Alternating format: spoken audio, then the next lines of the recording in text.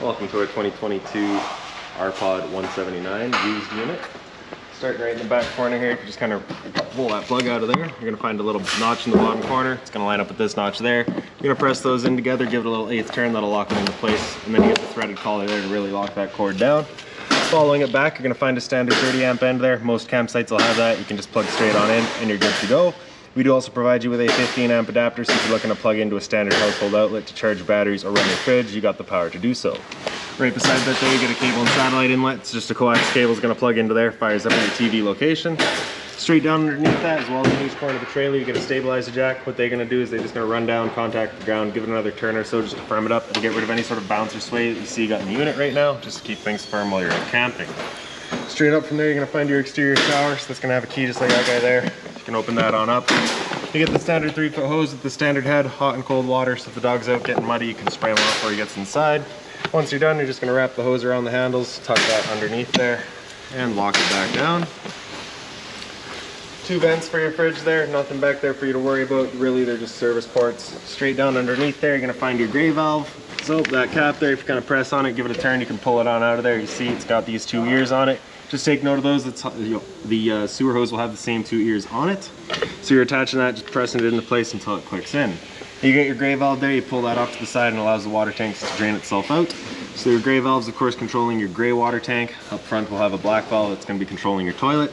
Right behind the wheel here you get a low point drain, so basically you just open that up, allows the water system to drain itself out. Purpose of that would be just get all the water out of the unit, so if you're leaving it for a while, you don't want your water going stale or stagnant, or if before you go to winterize the unit, you just want to make sure you get all that water out before pumping antifreeze through.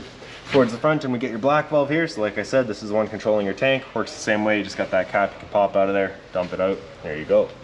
Straight up from there you get the exhaust for your furnace, so if you're ever running your furnace, just make sure it's not blocked off, it does get hot. Beside that's your freshwater inlet, it's just your water hose to plug into there, turn on the water, and that fills up your freshwater tank. You know that tank is full once it starts spitting water out of that vent right there. Right down underneath it, we get your city water connection, so that same water hose will just plug into there, turn on the water, and that'll pressurize the lines throughout the unit. Right down underneath the unit, we'll find your freshwater tank drain. So you just get that little cap right there, you just unscrew that, opens up the water tank, allows it to drain itself out. Kind of forward from there, we get your sewer hose holder, so you just get that tab on the side there, you can open it up, and you see it's got the same ears that your sewer, your caps had. Sewer hose itself, once fully extended, is about 20 feet long, and then of course just a designated holder there just to keep any sort of stench out of the unit and keep things a bit cleaner. Up from there we get your hot water tank, so you get that keyway there, you're going to line that up and you can pop it on open. Control for turning it on with electricity is down in the bottom corner here. You turn that switch on, fires it up with electricity. For turning it on with propane, we have a switch just inside of the unit, so once we get inside and use that, we'll go over a reset procedure. The button that I'll refer to is just right here. Before ever turning it on with either source though, you just want to hit this relief valve right there, make sure that bit of water comes out. That bit of water coming out of there is just letting you know this tank is full, it's safe to fire it up, and you're not going to burn anything out by doing so. Once you're done, you just lock it down with the keyway, and that's that. Around the corner to the front, you get that black box there, so that's your battery disconnect switch. So with it off to the side, that's it of course on. Bring it up, and that's it then turned off. So if you're plugged in, you just want to make sure it's turned on. Really the only time you want it turned off is if you're storing the unit or just leaving for a while. The battery itself is housed inside of this box right here, so like I said, as long as you're plugged in through that short pin in the back or your 7-pin to your tow vehicle, that battery is charging for you. Loosen off that knob and push it back. You can open it up, you get access to your propane tank. So just standard barbecue style tank, you're just turning that valve to open it up. In front you get a power tongue jack, so your light switch up top, and then up is up, down is down. You'll also notice the 2 hangers there, so those are for your weight distribution hitch. This customer's opted to go with that, so we've got those installed there for him. Also in the front here is your little quick connect for your propane system. So you notice it has this little valve there on the sides. With that valve opened up, you can operate that quick connect. If you've got that valve open, you cannot, so it's just kind of an added safety. So I'll show you that right away here. This storage compartment here, as you open it up, you do have your outside kitchen. So you get your little travel latch on the side there, you can slide it on open. And then here's our propane hose. So we get the same sort of valve on it. You gotta lock that off and then you can undo it. Then we'll attach into the system right here. Get that locked into place, open up the valve, bring the hose around, and then I believe it's right in underneath, it's somewhere, right in the back corner there. You're gonna pull your collar down, press it into place, lock it up, open up that valve. Then you can take the stove and just flip it open, bring them ears out, grab a lighter, turn it up to light, and as soon as it clears the air out of the propane lines, she'll fire right up for us. There we go. Simple as that. Once we're done, just turning it back off, letting it cool down. Bring those wings back in, close it. Making sure we close off the flow of propane, undo that collar, pull that hose out of there. Same thing at the trailer. Making sure that dust cap gets back in there as well. And then for your hose, I just like attaching it to itself, just ensures that absolutely nothing's getting inside of there. And then we'll just store it back away. You'll see you do have the little sink here, so that just pulls out and you dump it out as you need. The hose right here has a little quick connect end that's going to attach to your spray port. So as you open that up, you see it's just plain and simple. You're just going to push the collar back, attach the hose, let it lock into place, and that's your hose then tied into your cold water system. So you're just going to get cold water out of here, no hot. Once you're done, you're going to push that collar back, disconnect it, make sure you don't spray yourself, and then just open it up, extend it out, just ensures that you're getting all the water out of there because you don't want to be storing that. Then you can store it back away. When you do have it open, there's a little latch on the side here, so if you just kind of pull that down, just kind of prevents it from closing on you, right? Once you're done, just slide that back up. And then before we close it, I'll just show you in the back corner there, we get all your manual overrides. So the big long one there is going to be for your awning up top. There is kind of a medium length one, we'll say, and that's going to be for all of your stabilizer jacks, and the S-shaped one will be for your tongue jack up front. Close that back away, lock it back down with that travel latch, and close it back down.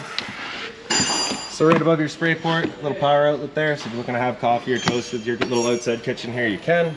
Straight up above that, you'll find 2 exterior speakers, porch lights right above that one speaker there. Down from there, you'll find a black tank flush, so you may notice over time after having gone and dumped your black tank, your monitor panel is still reading 1/3 or 2/3, whatever it may be. Typically, it's just some debris inside of your tank hanging between the probes causing that misread. So what you're going to do is take your water hose and plug it into there, open up the black valve and turn on the water, and that'll just flush out that tank, getting rid of any sort of debris that could be causing that issue. Towards the back of the unit, you just get your spare tire in the back there, and simple as that. So now we'll make our way on inside. Your assist handle here just up 90 degrees and it falls into place. Then we can open up the door. The door is just on a friction hinge, so it just kind of sits wherever you leave it. For your steps, you're going to grab that bottom step, pull it straight out, flip that last step over, and then you'll see right here we've just got the weight distribution hitch stored, simply because we don't have the storage compartments for it. Park adapter right here, so your 30 amp cord into the back, 15 amp to a standard household outlet. Once we're done here, I'll go and grab you a water hose. That'll be stored right in there for you. Then we have also got your power converter right there, so you get all of your breakers on the left side. Whenever a breaker breaks, it's going to sit in the middle, so just turn it off and then back on to reset it. And then on the right side, you get all of your fuses.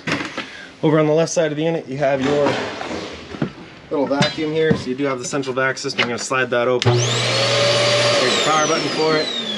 Get that closed off, pull that slider over, and there's access to your bag. And then right down underneath here, just kind of a dust pan eliminator, so as we open that up, if you had any sort of dust right here, it'll suck that up for you as well. This right here is just kind of a little storage space for you.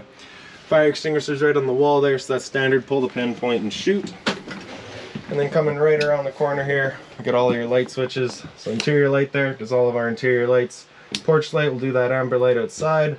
Awning LED is going to do the strip right underneath your awning light. Your slide room is going to be on this switch here. So press and hold out, and that slide will make its way out. Once that slide's fully extended, we're going to hear a couple of whines from the motors, and then they'll stop automatically.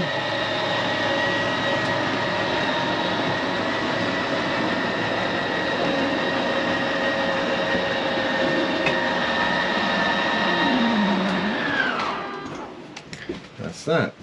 Awning's all the way on the left there, so press and hold extend and that awning will make its way out.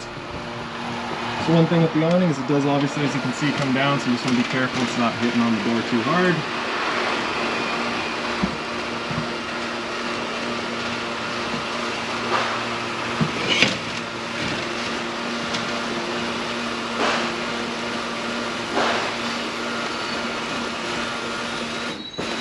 Alright, that's about as far as I can make it today. But the last part to your awning is your legs out at the end here. So you have a little slider on this side, so you pull that over towards the center and you can pull this leg on out of here. This leg will then turn, you can extend it out, then the bottom sits into place, and the top, and then you lock it down. Then you can push this guy out and you have this little clip right there. You're gonna flip that over and that locks it into place. You get the same arm up front, works the exact same way. So what that allows you to do, it allows you to extend or retract, just kind of choosing the pitch of your awning. So if it starts raining, you can have water then run off, or you can just choose how much shade you're actually getting. Once you're done, you're gonna unclip it, let it come in all the way, undo it at the trailer, bring that back into itself, turn it back over. Tuck it back into the center there, slide this guy back in, and that's that. And then you can press and hold the jack. That awning will make its way back in. What I like to do is just kind of lift up on it here just to avoid it from slamming into the door there.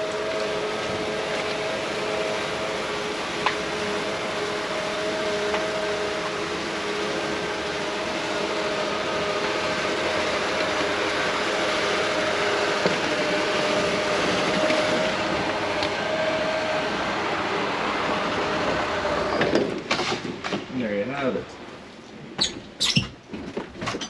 So straight up above all your switches, we get your thermostat there. So the power button there is going to turn it on. It's going to start from off. Hit it again, it'll come into your fan speed. Typically, you're just going to be leaving it in auto, unless of course you're just looking to move some air around. And then you can choose your high or low fan, just choosing how it's moving its air.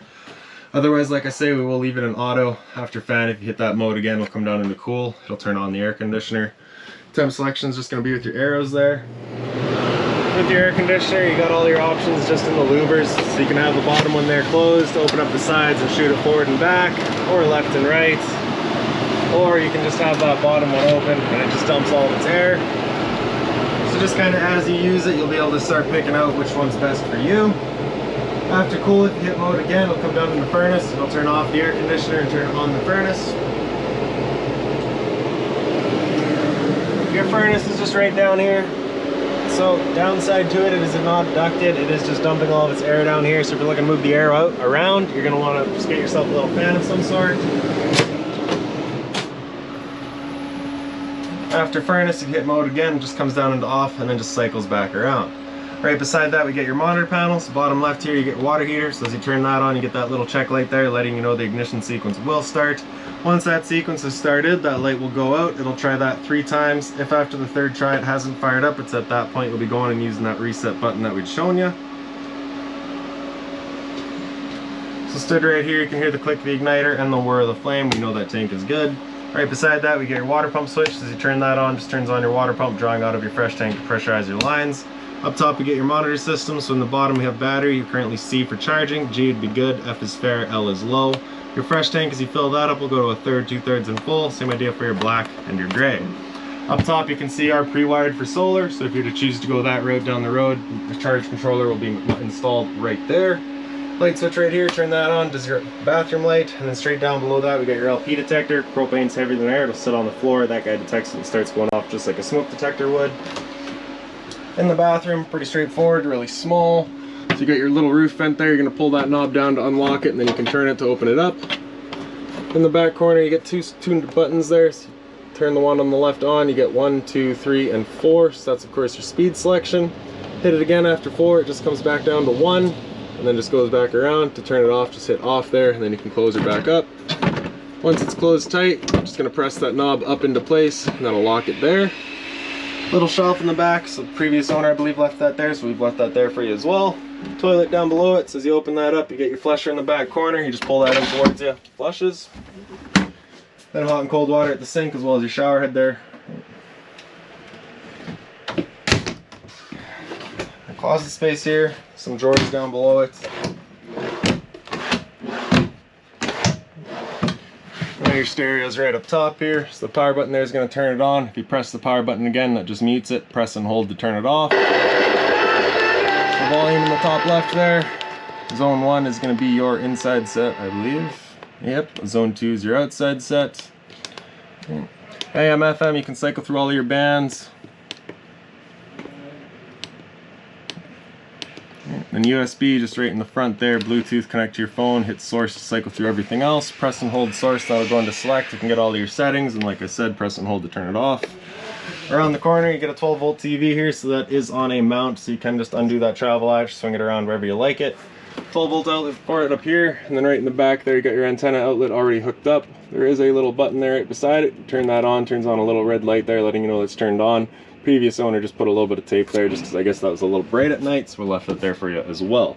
Cable and satellite outlet right up above it. The lines throughout the unit are just on a tension system, so they just kind of sit wherever you leave them. Same thing up front there. These two cushions here, they just Velcro in to kind of complete your dinette. And then of course the bed here, right up above it, you got your smoke detector. GFI protected outlets right at the end here as well. So test on the bottom, reset on top. So if you ever have outlets that don't work, it's the first thing you should check. In the slide, you get the little light up top there, as well as storage across the top. As signified by the two red latches, that is an emergency exit. So you undo those, you can swing the window out, hop on out. The table here is just on a little travel latch, so you just undo that. The two legs will then swing up. You can set it into place here, and there's your dinette. For your bed, that table will just sit from ledge to ledge, and then you'll take this cushion here to fill that in, and it creates a bedding area. And then for your microwave here, pretty standard, just like home. Not much I'm going to teach you there. Down below that, we get your fridge. So power button on the left there, press and hold, turns it on. You can see it is a three-way fridge, so you can choose which source you're going off of. So AC power right there, so if you're plugged in, you're going to want to just run off of that. If you're out boondocking and you got lots of propane, press and hold that, and it'll fire up on propane. If you're running it on propane and this little check light there were to fire up, it's just letting you know it hasn't fired up, so at that point, just press that reset to reset it. And if it still doesn't fire up, off and back on. And if it still doesn't go, just make sure you got propane. After that, you can also run off of battery power. Simple as that. Temp selection is just this guy here. We got through 1 through 5. And then a little latch on the side there. You can open it up, you get your freezer, or sorry, your fridge throughout, of course. And then your freezer is just right up top. And then in the kitchen, we have a little bit of storage space, some drawer space.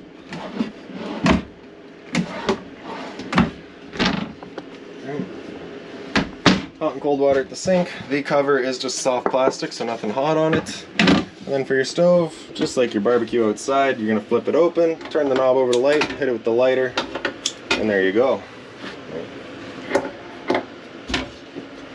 So, lastly is just your closet here.